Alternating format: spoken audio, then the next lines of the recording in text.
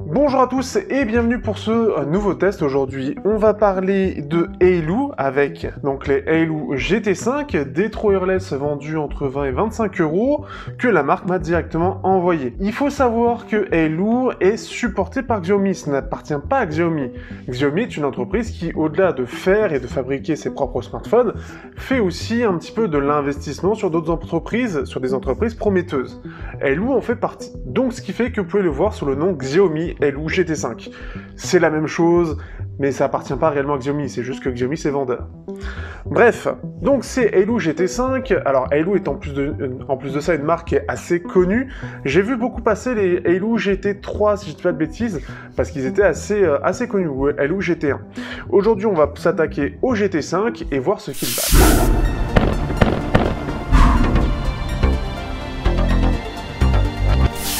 Donc, au niveau du design et au niveau de la boîte, on est sur une boîte tout à fait standard, il n'y a rien d'incroyable.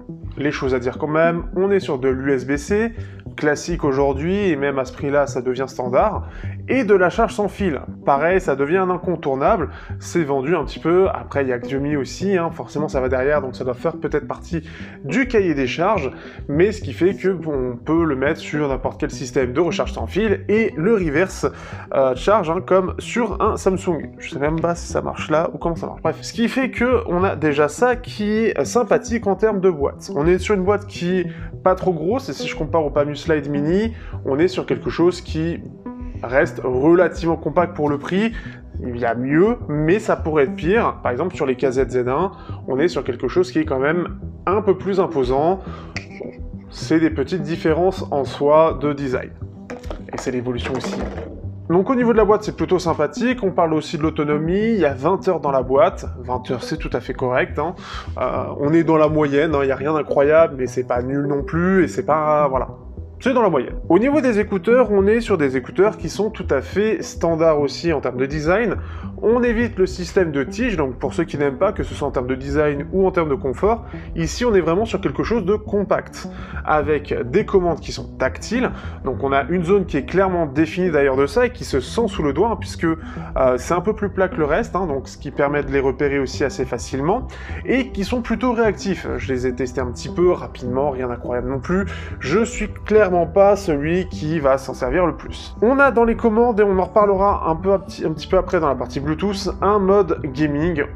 On verra après. Par contre, pas de gestion de volume, c'est ce qui manquerait un petit peu, et ce qui fait que ce qui m'a un petit peu manqué sur le Vivo, mais je pense que c'est plus des petits soucis de Bluetooth dessus, bah ça manquait un peu de volume. Justement, le Bluetooth, on est sur du Bluetooth 5, rien de fou non plus, c'est normal, il y a même du 5.2, mais on s'en fout. Le plus important, ce sont les codecs. Au niveau des codecs, on est sur du SBC et AAC, donc ce qui est bien, c'est qu'en plus c'est du certifié, donc c'est une excellente chose, parce que par exemple, sur les EZR X12, ce n'était pas certifié, donc ça posait problème, puisqu'on était limité déjà sur le débit. Ici, on est sur du AAC, soit l'un des codecs les plus sympathiques globalement, et largement suffisant, on n'a pas besoin d'avoir de la PTX pour avoir du bon son. Puis à 20 €, c'est pas avec du LDAC que ça changera grand-chose. Hein. Mais de toute façon, le AAC est largement suffisant, encore une fois.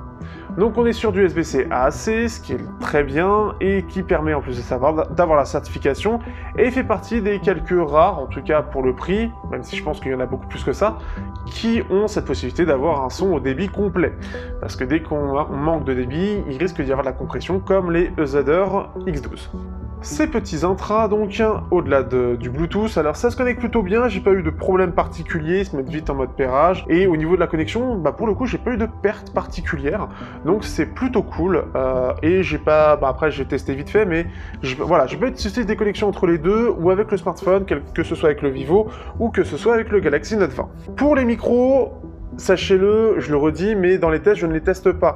Alors pour le coup, j'ai fait un enregistrement avec, je vous le mettrai, mais d'habitude, je les teste pas. Là, c'est qu'il y a eu un extrait, et je refais peut-être avec le Galaxy Note 20, parce que maintenant, je sais comment le faire. On verra. Je vous promets rien. Donc je vous passe un extrait rapidement, qui était en fait l'enregistrement du premier test, mais qui a été foireux, à cause de ça notamment. Donc le son est plutôt correct, ça manque peut-être un petit peu d'aigu pour ressortir un petit peu les voix, mais c'est correct.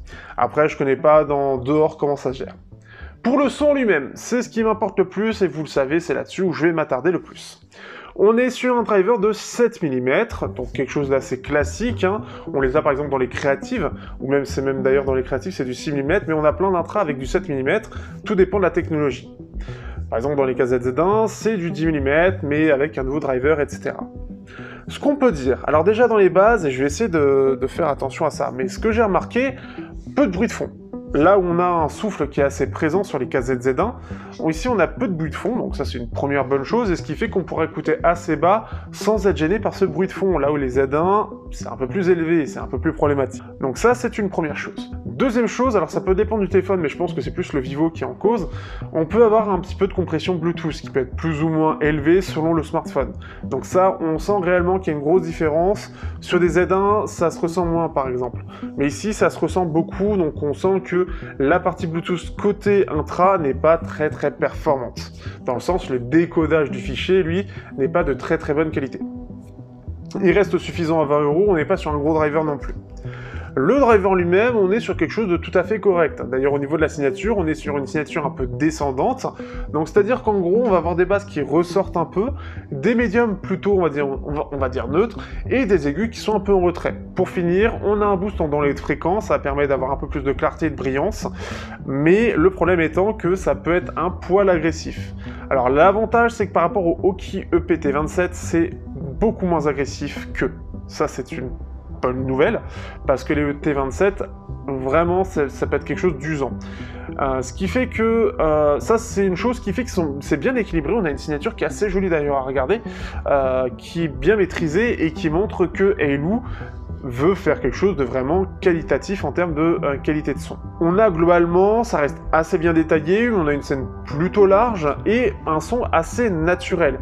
Je les trouve même plus naturels que les KZZ1. Et justement, dans les comparaisons, pour remettre ça un petit peu dans le contexte, j'ai comparé avec les KZZ1. Les Z1, alors ils ont clairement beaucoup plus de punch, beaucoup plus d'énergie. On sent un driver beaucoup plus réactif, ça c'est déjà une première chose, mais aussi il a une signature en V, ce qui fait qu'on va avoir des basses un peu plus élevées, mais aussi des aigus qui se relèvent beaucoup plus. Donc ça lui donne beaucoup plus de clarté, beaucoup plus de détails, une première chose. Par contre aussi, le souci c'est qu'on a des pics qui sont assez présents, qui peut lui donner un côté plus agressif. Mais ce qui fait que techniquement les KZZ1 restent meilleurs. Le point noir des KZZ1, pour rappel, c'était déjà l'autonomie.